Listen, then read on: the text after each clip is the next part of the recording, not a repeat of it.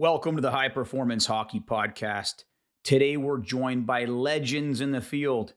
Dan Pfaff, Fergus Connolly, Michael Boyle, and Buddy Morris.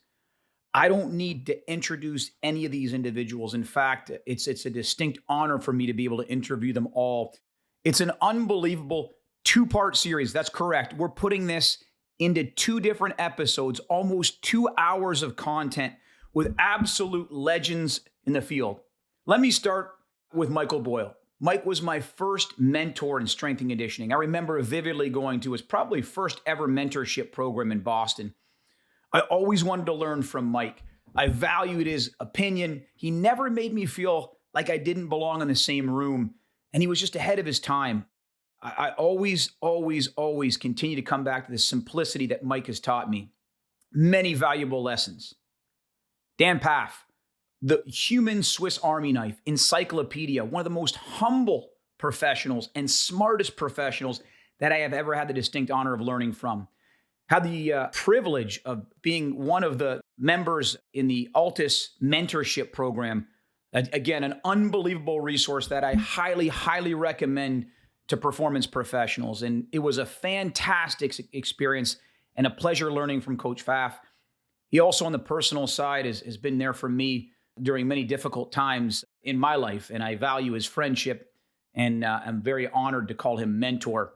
The Irishman himself, Fergus Connolly, a great individual. Again, I think leaps ahead of his time. His book, Game Changer, completely changed the paradigm of how I think in terms of the four coactives, the technical, tactical, the physical, and the psychological. Unbelievable insight. But more importantly, our friendship. Throughout the years, I've had the opportunity to speak with Fergus pretty much every other week in terms and measures of life, in terms and measures of what he's doing at the current moment, his past experiences. He always has a very interesting way of packaging things, and the way he thinks is very unique. And last but not least, Buddy Morris. Wow.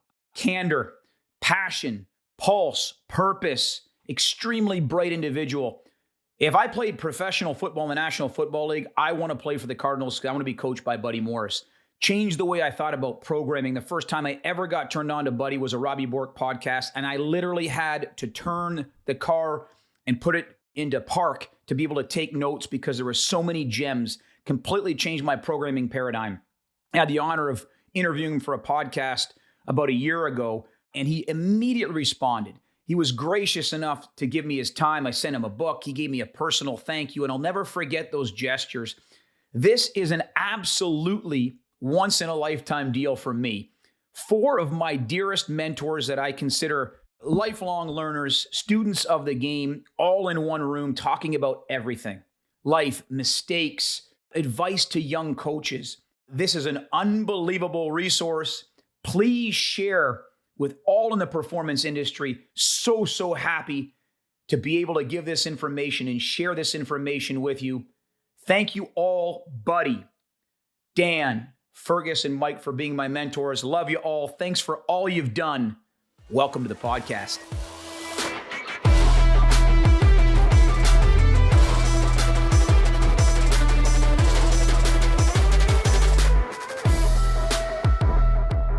Gentlemen, welcome to the podcast. I can't thank you enough for joining us. Let me start by saying this. I said it off the air. I'm going to say it again.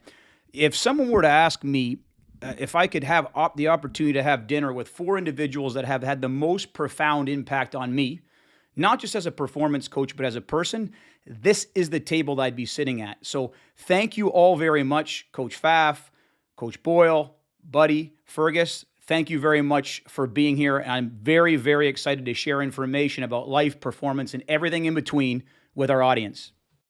Anthony, I'm going to go first real quick so I don't forget what I just said.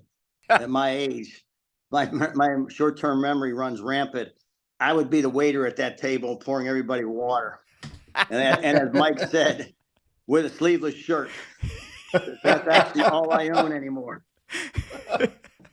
But it's an honor to do this, and I'm still trying to figure out how delusional you must be to have me at this fucking table. I read all your guys' stuff. I don't know why I'm here, but I appreciate it. Thank you so much. Let me start by asking a couple of questions here, and I want to pass the microphone to the table. Pardon the pun. I want to start with Coach Pfaff, and then we'll go to Coach Boyle, Buddy, and Ferg. One question: how did you end up where you are now in performance? Was it your initial vision to be where you are? And have you ever sat back and asked, how the heck did I get here? Well, I grew up on a dairy farm in Ohio, and Dad ran a construction company. So my initial goal was just to get off the farm, to be honest. Yeah. And it was during the Vietnam War era, and I was also trying to dodge the draft. And I found by becoming a science teacher, I got a deferment.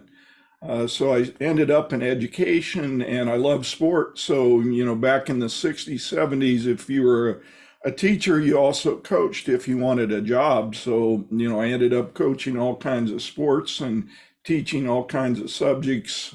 Aspirationally, I had no idea I'd end up here. I was just hoping to be one of the better coaches in my region, and then a few years later in my state. And then, I got cocky and thought, hey, I can do it at the next level. And it's been a roller coaster ever since. Mike, passing you the baton. No idea. Similar, did not grow up on a farm, but my father was a high school teacher, a high school principal. And I probably thought I was going to be a high school gym teacher when I went to Springfield College. I don't know what I was thinking when I went there. I know that I didn't want to coach a sport. I went into athletic training thinking that was something that seemed interesting to me. I could help injured athletes. We had an old grandfather clause athletic trainer at my high school. So a guy who no formal education, but who learned how to tape and take care of injuries. And I'd watched him help me and help guys out when we were hurt. And I thought that would be a cool thing to do that would keep me involved in sports, but no clue really when it all started that it would end up anywhere like this. Kind of similar to those other two gentlemen. I was raised by my mother. My parents were divorced when I was 15. And my mother raised 5 boys by herself on public assistance and a bank teller salary. And she said, you're all going to do something after school. You're getting involved in extracurricular activities. And I think the best thing for all you boys is sports. But I'm going to tell you this, when you play sports, you're going to train. You're not going to sit on your lazy ass all year long. You're going to practice, and you're not going to miss practice, and you're going to start, you're going to finish it. And that led to me getting a track scholarship to the University of Pittsburgh. Literally started working with athletes in preparation for the 40-yard dash, because back in the day, there was no combine. Pro Scots would just call and say, we're going to come work out tomorrow. Here's what you're going to do. Guys started approaching me because I was a member of the track team and asked permission to use the varsity football weight room. One thing led to another. Got called into Jackie Sherrill's office after I graduated from college. Asked him if I wanted to be a GA. I said, yeah. He goes, well, I got more than the GA. Threw me the keys. He said, you're now the head strength coach. And this was back in 1980. And I was shocked and just literally went to work the next week. And that was it. That's how I wound up here. I had no clue what I was doing. I was encouraged to lift by a guy named Harvey Glantz. So I actually met the late Harvey Glantz. We actually met her a couple years ago when Roger Kingley was working with us at the Arizona Cardinals, and Harvey was in town. And I said, you're the reason why all this shit started, because I heard you bench 350. So in my mind, I put 2 and 2 together. If I get stronger, I'll get faster, which I got to say isn't always the point. But that's what led me to where I am now. I never had any plans of being here. But when I was handed a job at the University of Pittsburgh, that's all I wanted to do. I just wanted to be the head strength coach for Pitt football, and that was it. Yeah, I don't know what I'm doing here. I must have clicked on the wrong link. But I'm trying to one up.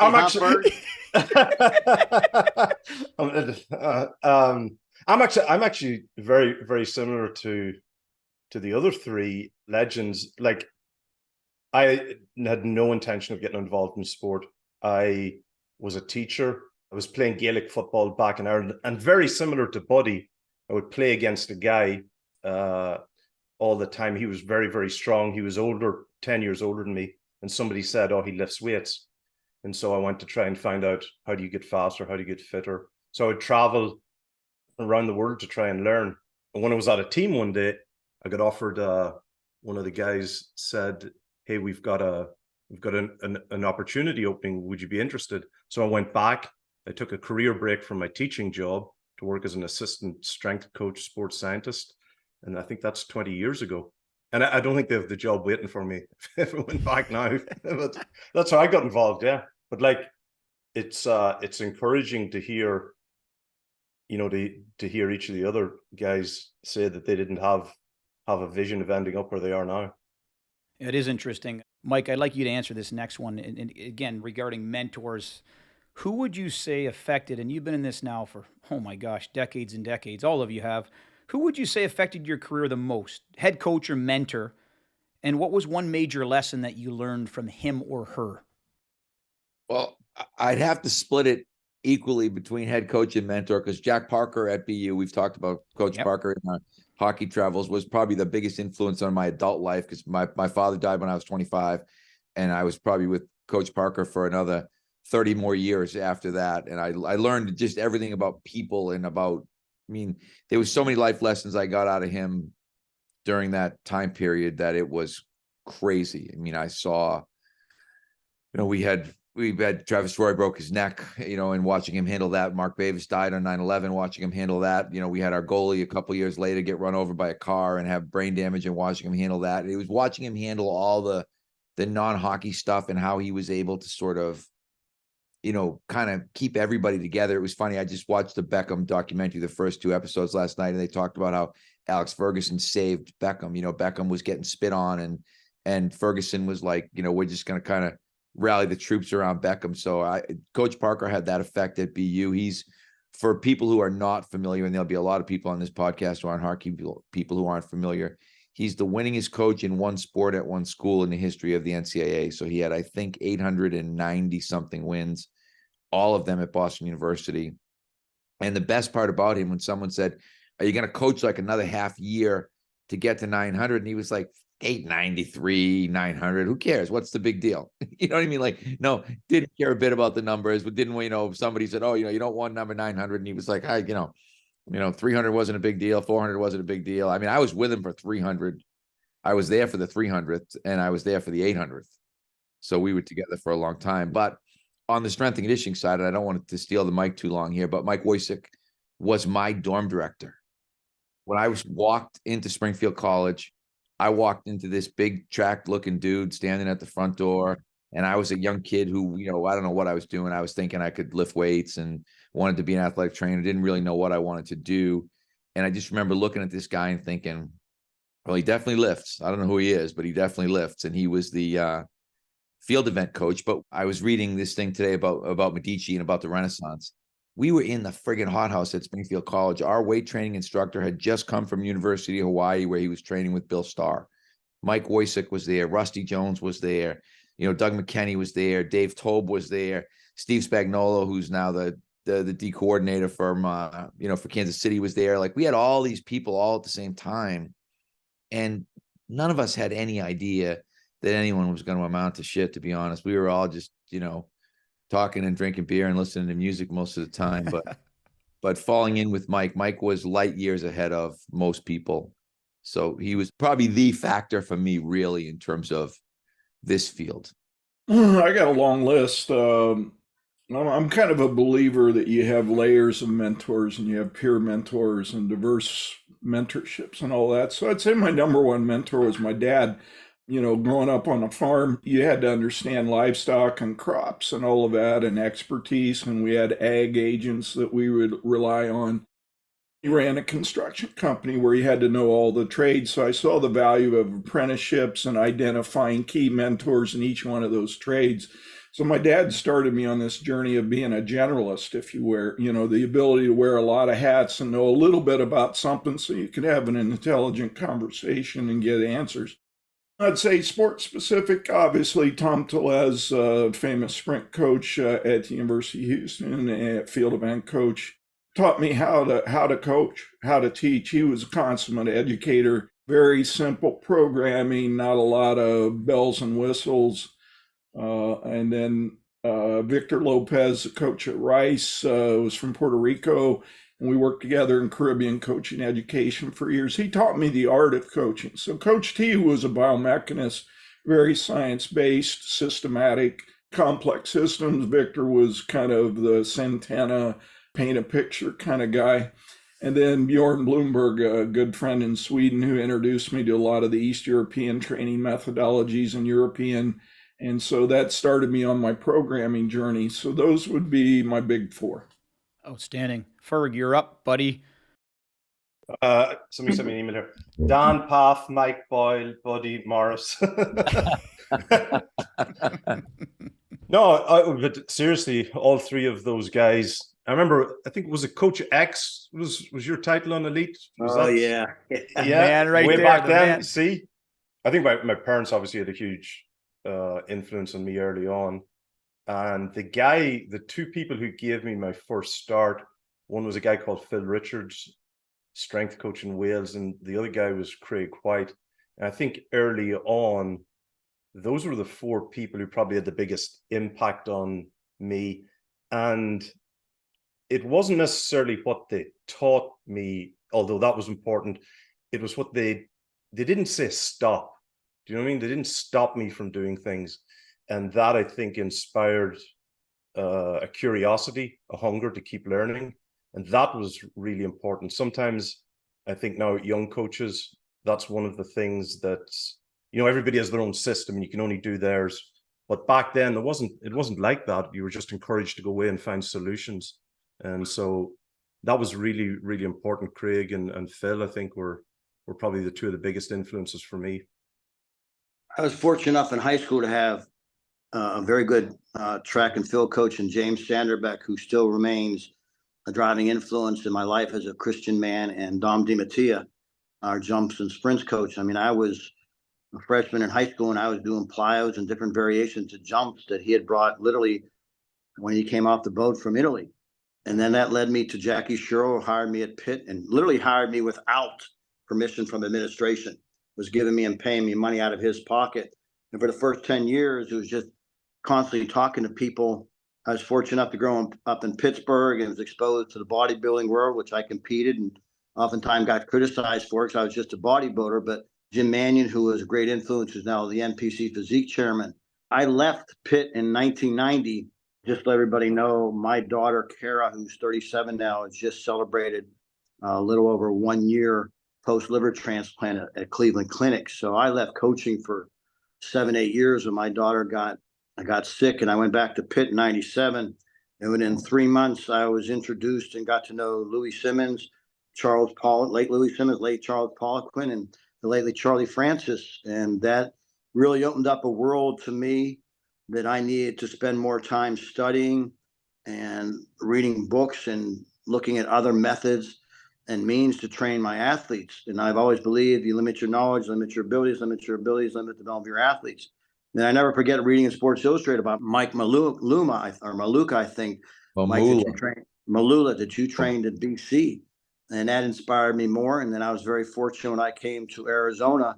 Obviously, Dan was out here, and I called Frank Rizzo, who was a sprint jump coach at Iowa State. And I said, Frank, please give me permission to go over and watch Coach Pfaff coach. And I think the first 2 weeks I went over to WAC before it became Altus, I just watched Dan coach. And greatest observationist and problem solver I've ever been around in my entire life. And from there, Mike, I have all your books. Fergus and I have your books. I think every day, if you look at my desk, I try to read at least one article a day to expand my knowledge. And it's not just about strength. It's about, how the human body functions. And obviously my daughter's illness, it inspired me to understand more about this very complex, unique organism we call the human body. But again, just been very blessed and very fortunate to be around a lot of great people, a lot of great coaches who have influenced how I look at things. Unbelievable. Thanks for sharing that, buddy. And there's a scientific reasoning as to the ordering of this question, because, buddy, you're right back on, because this question has your name written all over it. From there, we're going to Mike. From there, we're going to Coach Pfaff, and then Ferg. One word answer, buddy, two at most.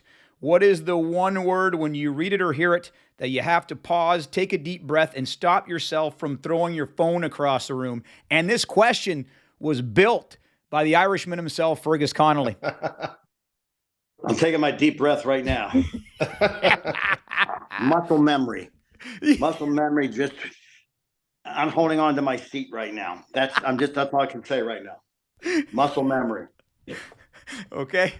Go, Coach Boyle. You probably won't like mine. You know what one drives me crazy? Okay. Heuristic. I'm like, why the hell can't people just use regular words? Why should I have to look shit up? Mike, define that shit. I don't even know what you're talking about right now. I'm like, what the fuck did he just say? Is that a superhero? Sorry, Coach. You, that's fine. I'll take that one. I've used that many times. Yeah, that's why I knew. I said Anthony won't like this one. That's okay. It's called, buddy, it's called rule of thumb. That's right. Exactly. Okay, that's better. See how easy that was? Or common sense. Hey, note taken, Coach. Note taken. I literally had to look it up. I was like, what are these guys talking about? What is this? Because it all of a sudden showed up everywhere. Point taken. I like it. Coach Pfaff. Transference. Wow. Oh, yeah. That's a big one. That's a big one. Okay.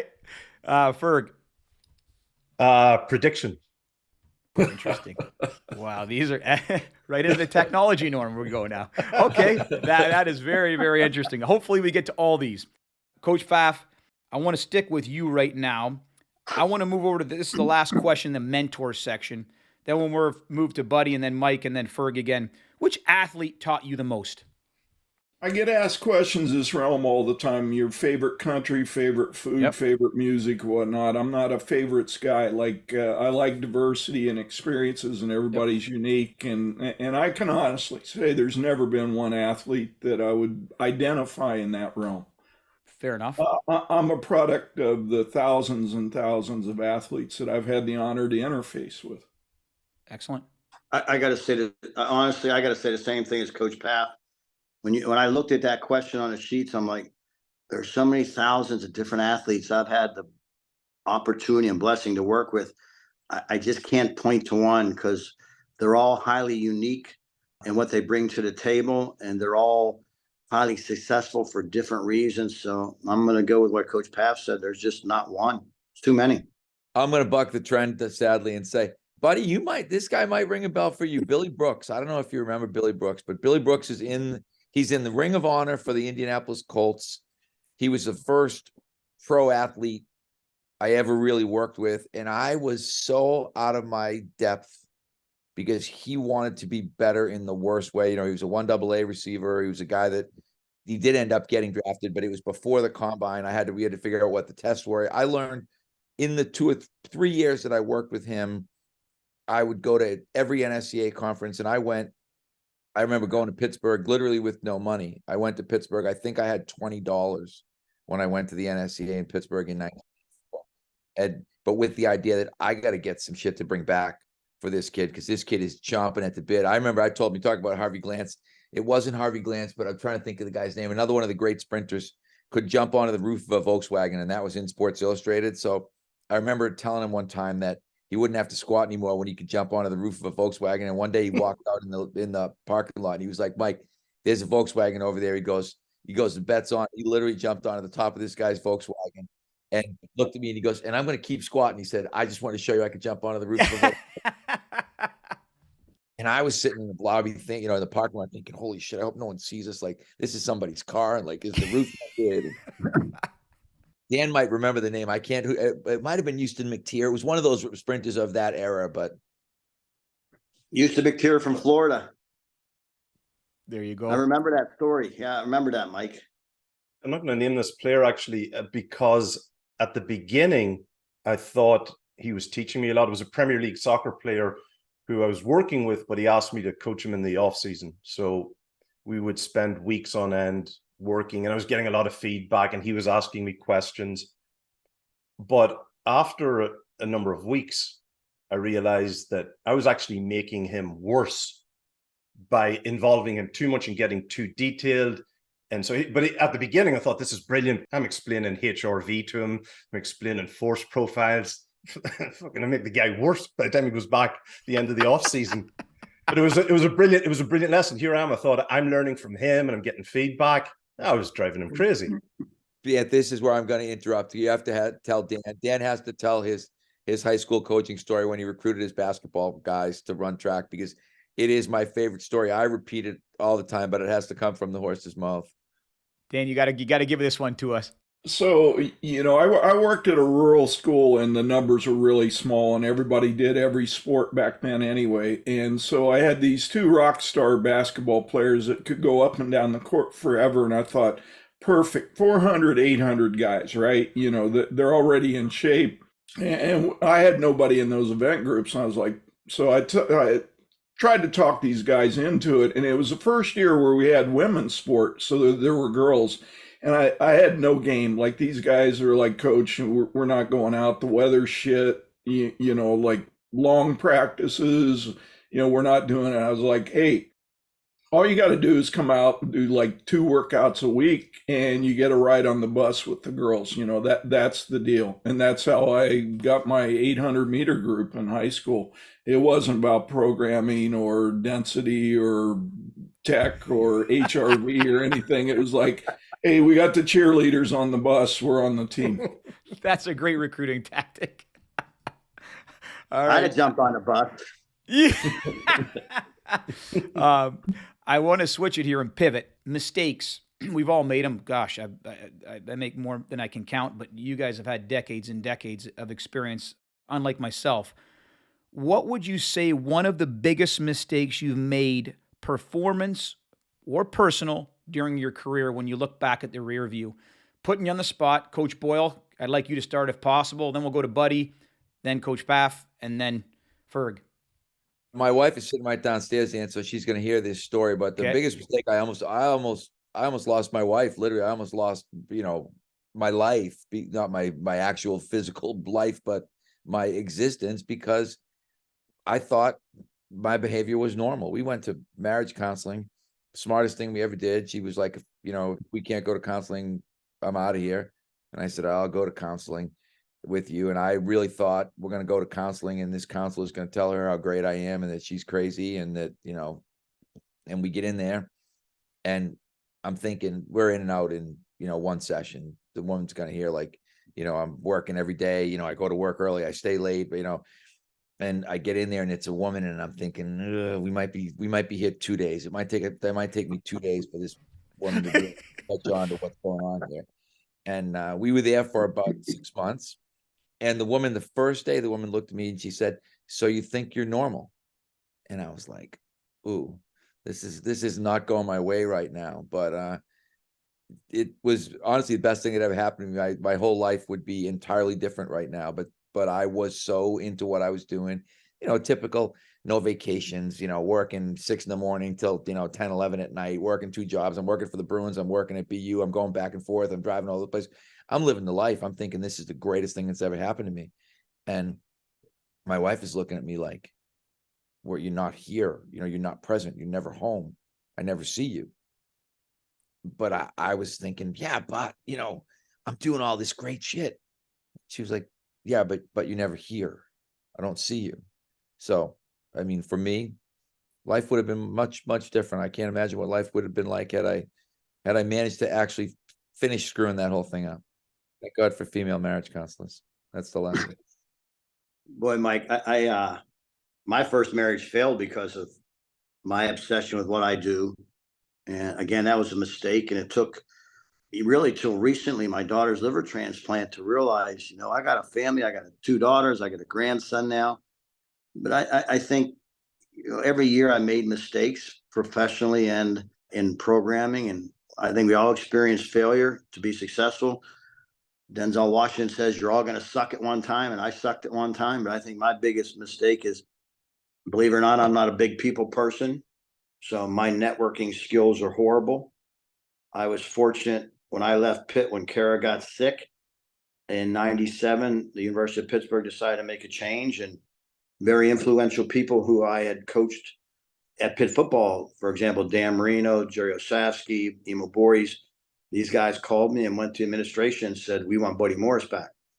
And that's really the only way I got back into this profession, was former athletes. But my biggest drawback has been my networking, because I'm not that guy that's going to go upstairs and go out to dinner with you.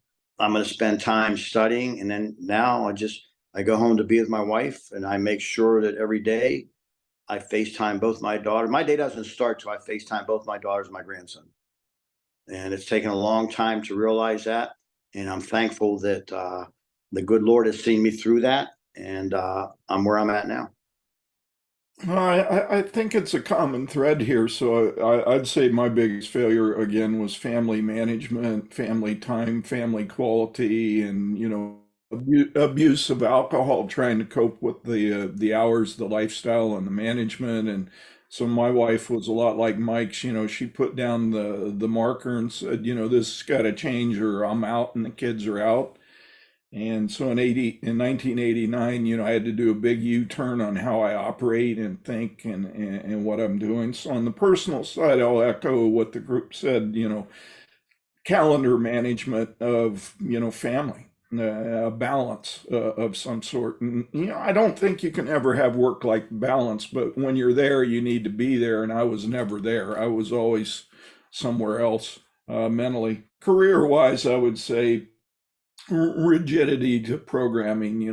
I grew up in an era where we're heavy influenced by East European and European methodologies, and I was really married to periodizational models and just real rigid programs that are too long, too complex. And I'm still apologizing to athletes 50 years later for what I put them through. You want the best to last? Oh, yeah. Like, professionally, the number of mistakes, sometimes when I look back on my career, that's the only thing I can remember are the things I got wrong. And I think that says a lot, because that's part of the driving force to continue to get better or to learn more about a particular area. I think personally, similar to, as everybody, mentioned already, just becoming completely obsessed with wanting to be the best and putting everything else second. So much so that I didn't even get to marriage counseling or get to a divorce. I didn't even get that far. I was so obsessed. But I think I had to learn, and obviously came to head of mission, but I had to learn how to have, a support system, lean on people, to have things other than just that professional drive. And, I had to learn how to kind of like Buddy mentioned, I'm as disciplined now about doing non-work things. That's how I have to put those in. Before I didn't. Before, I think I've probably said this before, I used to have written on my wall 16, 2, and 6. And 16 was the number of hours of work I could get done a day. 2 was for travel and eating, and 6 hours sleep. And that was what I was trying to do. But you learn the hard way. It's just not possible. And I have to thank two guys there, Dan and Mike, who called me after I burned out, and they were 2 of the first numbers. Buddy didn't even bother, but He's not a good networker.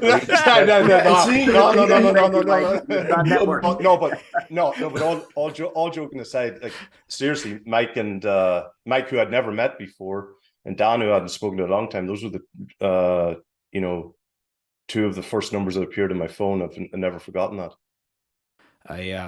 Thanks guys for sharing. Those are all personal, and I appreciate you guys sharing that. And if I add just for 1 second, I think if somebody's listening, they should realize though that if you want to be good, you might have to be a little out of balance in the beginning. So don't get the wrong message, because I don't know if you're in your 20s and you're not married and you don't have kids and you're not obsessed with it, you're probably not going to be real good, because everybody that I know has probably had this same struggle. It's just a matter of what the toll was, like what you pay for it.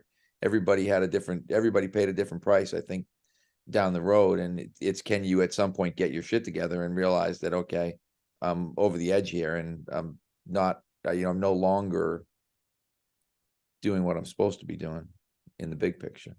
It's a really important point, Mike, as well. And I think that's where having, good mentors who know when to tap you on the shoulder, people who you respect, who will tap you on the shoulder and say, hey, now is the time just to take a little bit of a break, or you're being unreasonable at this point.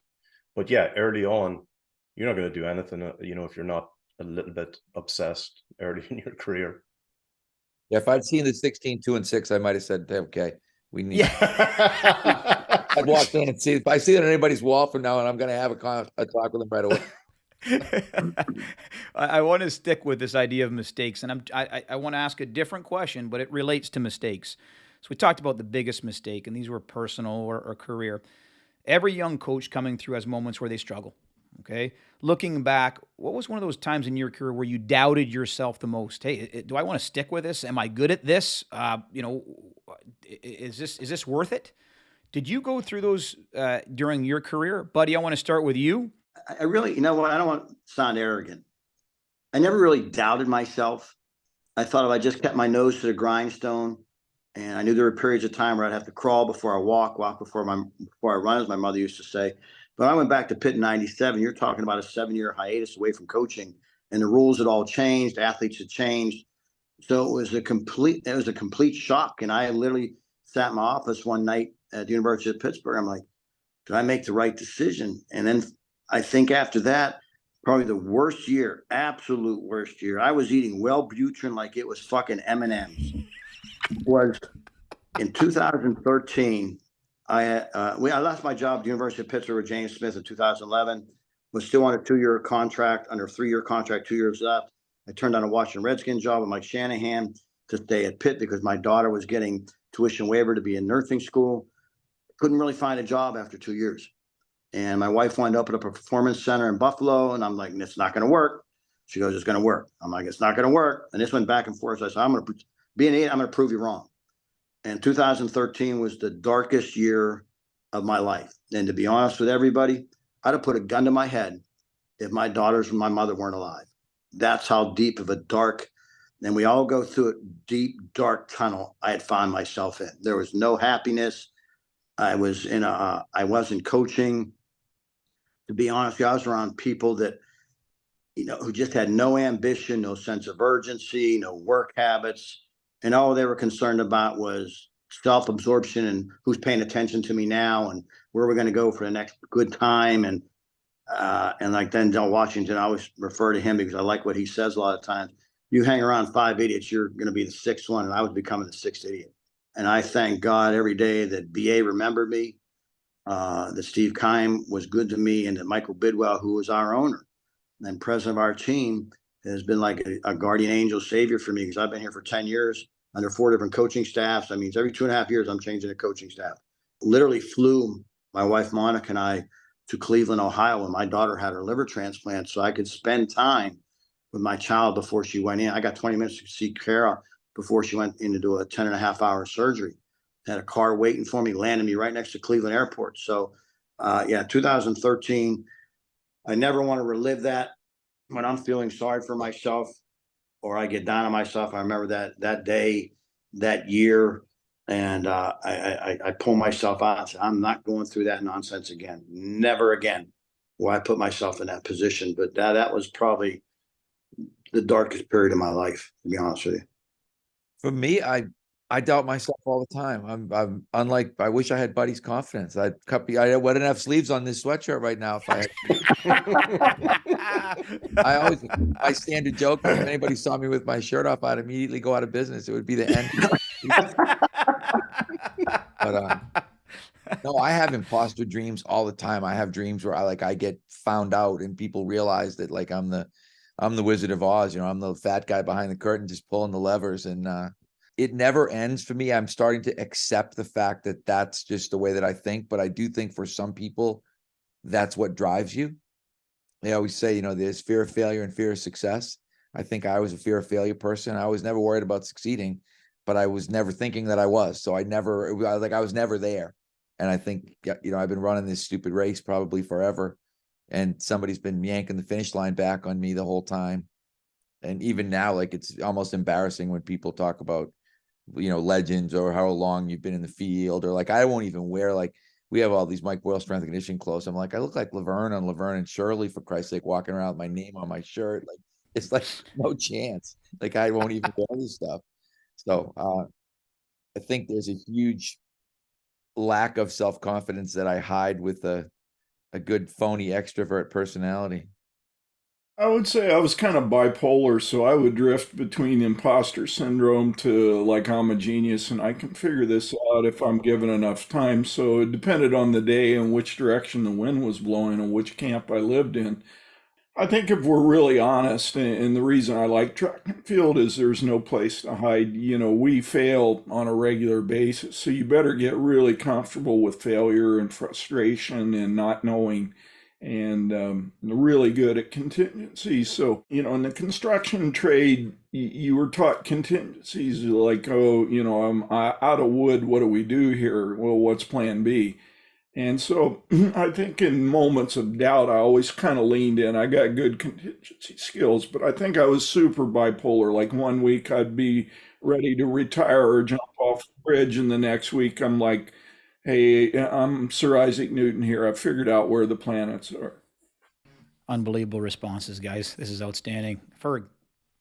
Oh yeah, lots of doubt over the years, different moments. You think, kind of like Dan said, you think you figured out a new theorem, and then it all goes to crap. The other time actually we get a lot of self-doubt is, you go and you find an expert and you think you're knowledgeable in the area and you go to learn from them, and the next thing you realize you know nothing. I remember one time, it's not that long ago, Dan and I, the NFL team sent some tape to look at movement mechanics with a player that had just been drafted. And so I look at the tape, and Dan said, we're getting a Zoom. So I've looked at it, studied, and I think I've got 2 or 3 things.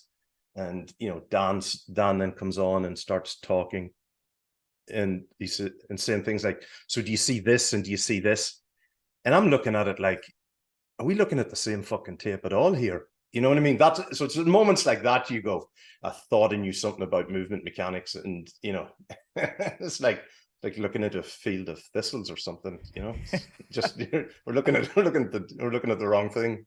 I think the beauty of that is that arrogance doesn't creep in. It can't creep in, and it keeps you on your toes, and you keep wanting to get better. Let me interject one thing, Anthony. One thing I'm blessed with out here is, and Dan knows this guy very well, is I have Chidi and A out here. Anytime I write an acceleration program or my thoughts on max velocity, I send him a text, and I try to talk to Chidi at least once a week, and he's talked me off bridges. Same thing as Fergie. I look at things and were we looking at the same video I just sent you? I send him stuff and I say, listen to me. This is my thought. This is my idea. I don't want confirmation bias. I don't want you to agree with me. And he red pens the shit out of stuff for me. So he keeps me on a level keel. I love talking to the man. He and I have become very close. Because I'd be on the phone bothering Dan and some other people every day, but I can borrow Chidi. And you think I rant? You should see some of the rants he sends me. They're classical. I just have to mention one thing. And sometimes I do it just to get the rant out of him. Just let him rant. I'll just ask him a random stupid question just for the hell of it, just to keep him on his toes. And I get a text this long that comes over 40 times on my phone. But he's been a savior for me, just to be that guy, just say, no, you're wrong. This is what you should do. This is what I see.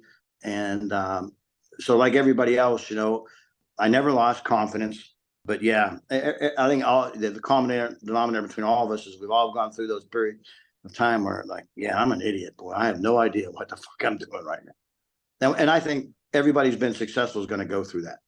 If you don't doubt yourself, I don't see how you can continue to get better. Absolutely. I want to pivot here slightly. We're going from mentors, mistakes, and now I want to fast forward to the current moment. So please correct me, because you all have been doing this since I was in diapers and had a full head of hair. So I'm going to rewind here decades. The 80s is the aerobic deal, right? We got the Richard Simmons aerobic. That's the big kick in the decade. The 90s is bodybuilding. Early 2000s, it's Olympic lifting. Current space is track and field and sprinting, all great. Today, what we seem, at least what I seem to be getting a lot of, is technology, spreadsheets, technology. Is this a bad thing? Are we relying on that too much? As the pendulum swung too much in the tech being objective type realm, where hey, do we need more of this? I want to start, Mike, with you, and then Buddy. Then I want to follow that with Ferg and Coach Pfaff.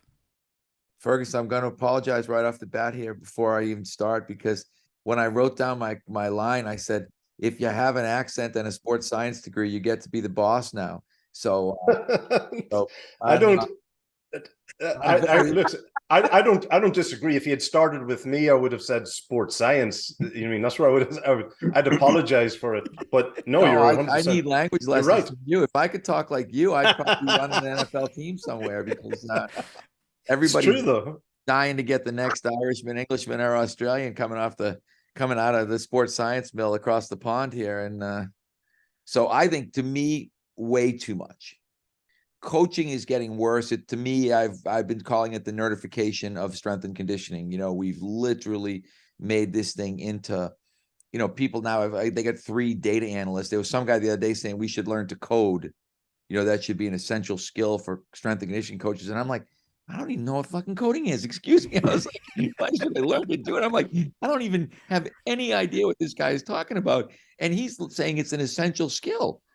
And I'm thinking, you know, you wonder why I lack confidence. I'm like, God, you know, I'm lacking in essential skills that are going to obviously be really important. But part of my problem, I think, because I've been in my own business for a long time, I've been very hesitant to spend on tech, because it's my money, you know, our money, my partner's money, and so you can't just go out like you can in college and say, oh, I'm going to get, you know, 10 Nintendo units and 10 iPads and, you know, and then another computer and do this and do that. I mean, for us, we'd be spending, you know, a quarter of the year's profits would be getting run into a lot of that stuff. So we've learned to exist without it, and we seem to still be doing okay. So I don't know.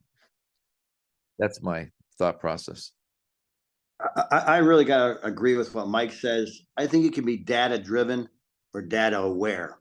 And I think we become so driven by data, we can't see the forest through the trees.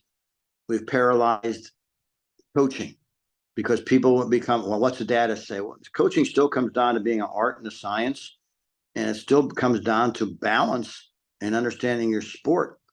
But I think the biggest frustration for me is, trying to keep up with all this data stuff.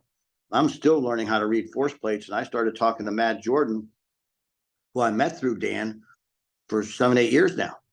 And I took his course in February when he came to Phoenix, and I was still sitting there with my head spinning. And I think, data has driven too many things. We become too obsessed with it, and it's paralyzing coaching. And guess what? Injuries are still at all-time high. So what has it really done? It's made us aware of some things, but I don't think it's made us anything more aware of what we can't see with our own eyes.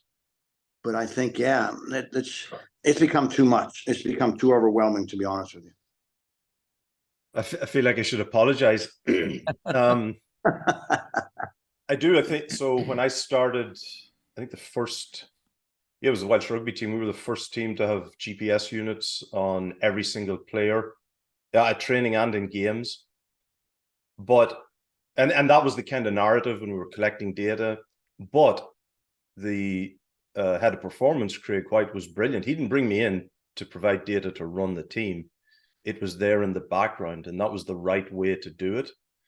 But, you know, this was coming shortly after sabermetrics and, you know, how you could, and Moneyball. And some of the biggest problems were ESPN, Sports Illustrated articles writing about these wonderful mythical things. And, you know, GMs, you know, head coaches, they just want to, it's a copycat league. People want to copy things, but without truly understanding, it has to affect the score. And to Buddy's point, some teams, some organizations are just completely data driven, and humans are complex, adaptive organisms. They're not machines. My PhD was actually in designing computer systems for manufacturing plants. So when it came to using data with humans, I knew it's not going to work the same way. It's a decision support system, but it's never going to drive things. And I think over the last 7 years in particular, it's been a runaway train. It's been a runaway train, and there's very little understanding of how to actually introduce and implement it, what the pathway is. So there are a lot of pitfalls and a lot of teams falling into pitfalls, not using the data properly. But at the end of the day, if it's not affecting the scoreboard, why are you doing it? I'm kind of torn between camps. I'm a scientist and I like numbers and metrics and whatnot. So, I find some of the data very useful or informative. I'm a big believer it should inform decisions, not drive decisions. So it's a tool in the toolbox, as I look at it. I think the problem that we get into is how much granularity do you really need to make an informed decision? So, I have an NBA team send me this spreadsheet with 50 tabs, and I got HRV and ground force and all these running metrics and all that. And I'll say, send me a video of this guy running from behind head on inside. And I'm like, you guys are collecting data on bullshit. This guy doesn't know how to run. He's hinged at the waist. His feet are way out in front. You're worried about all these metrics, and like, this guy doesn't even know the ABCs of running. So that's what I mean about the granularity. Like, how much info do we really need to make an informed decision? I said this way back. To me, sports science is like the dashboard of your car. There's indicators, there's fuel pump and all of that. But you might have a GPS system, but you still got to drive it looking out the windscreen. You're not going to drive it by the dials, and that hasn't changed for 15 odd years. And that's what it is. It's a support system. And funny, that question about coding, I had a kid or a young sports scientist at a pro team call me up and ask me, hey, should I learn coding? And I couldn't believe it. I was going, you crazy? No, go spend time with a coach. But you don't need to. You can hire someone to code if you think it's that important. That's not going to make you a better strength coach. I thought they spelled coaching wrong. I'd be like, you should learn coaching. Oh, Mike, I love you. This concludes part 1 of our 2-part series. Please make sure you follow the High Performance Hockey Podcast on our social media, both Twitter and Instagram, to make sure you're one of the first to be aware of when episode 2 drops. Also, please give me a favor and share the episode with colleagues, performance professionals, and coaches alike, as it's very, very rare air to get all of these individuals on one podcast. Looking forward to seeing you on episode 2.